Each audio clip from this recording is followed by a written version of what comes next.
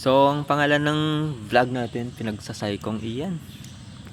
So, i-share ko lang yung nangyayari sa buhay ko.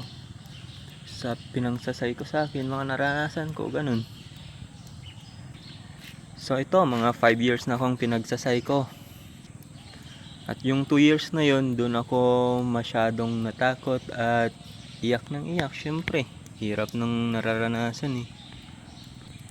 So, wala akong pagsusumbungan, syempre. Gumagawa lang sila ng paraan.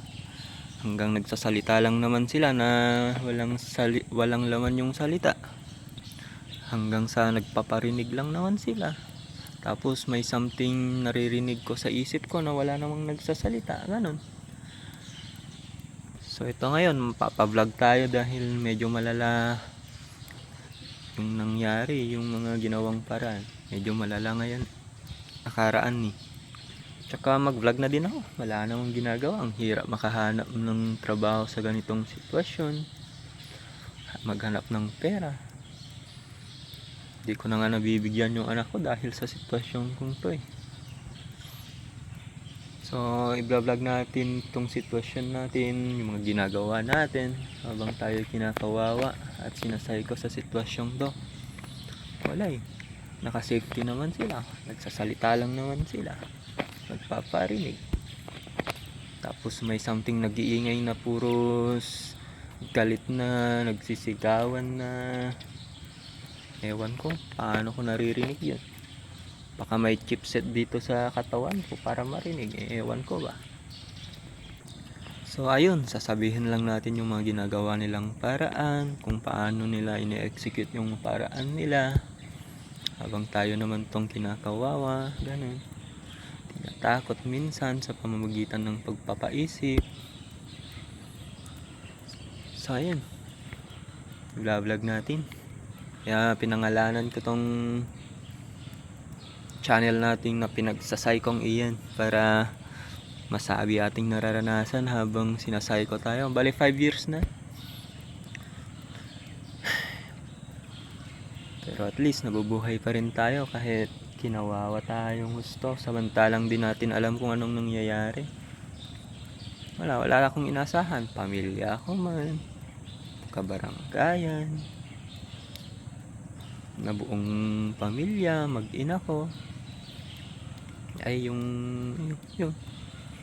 kasintahan, walang maasahan eh. Kahit magsumbong ka pa yan sa pulis, sundalo, kahit sino-sino pa dyan, mga DSWD eh. Pagmumukhain ka lang baliw pag sinasabi mo ay naririnig ako, ganun, wala, pagmumukhain ka lang baliw. Pero dahil wala tayong magagawa sa sitwasyong to, i-vlog na lang natin yung nararanasan natin sa buhay. Wala tayong maasahan eh.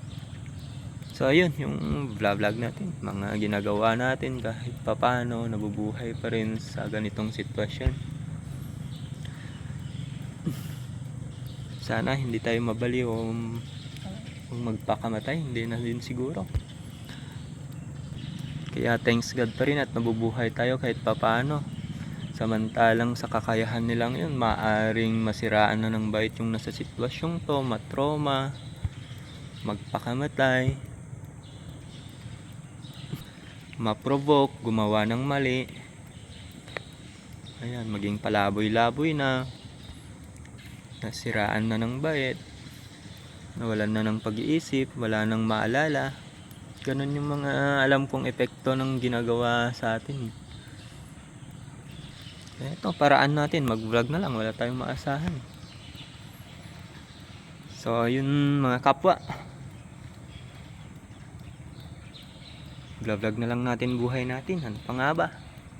Dito tayo ngayon sa gym, walang katao-tao para wala masyadong magsalisalita sa paligid pag nag-vlog. Ayan. Sabay magpapawis na din kahit pa paano. Gumanda yung kalusugan. Baka sakaling maapektuhan ating pag-isip, di tayo masiraan ng bait. Ganon. So ayun. Yun ang i-vlog natin. Paano tayo psychohin. Ginagawan ng paraan. Kapwa, next time, more videos to go.